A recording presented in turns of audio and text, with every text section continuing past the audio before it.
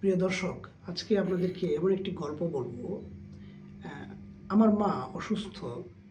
আমার আরেকজন খালামণি আছেন, তারা দুজনেই অসুস্থ।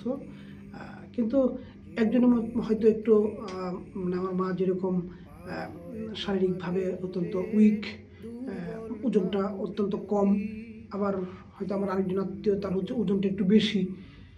তো সব মিলিয়ে না এমনভাবেই চলছে। কিন্তু মাঝে মধ্যে আমাদের এমন জীবনে এরকম কিছু জিনিসের মুখোমুখি হতে হয়, যেটা আমাদের মনকে একটা অন্যরকম একটা প্রশান্তি দেয়।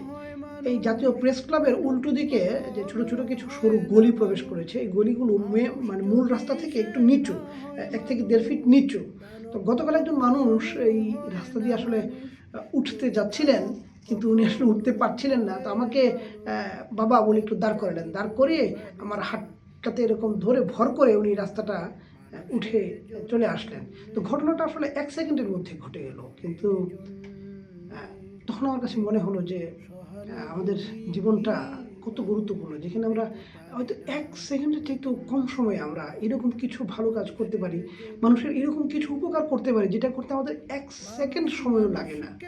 কিন্তু সেটা দিয়ে আমাদের নিজেদের মনটা প্রশান্তিতে ভরপুর হয়ে ওঠে এবং মনে হয় যে এইরকম আ উপকার যদি করার জন্য যদি নিজেদেরকে আসলে আমাদের মায়েদের পাশে, আমাদের বাবাদের পাশে জীবনের শেষ মুহূর্ত পর্যন্ত প্রতিটি মুহূর্তে আ থাকতে পারতাম, তাহলে সেটা কত না নসিব হতো।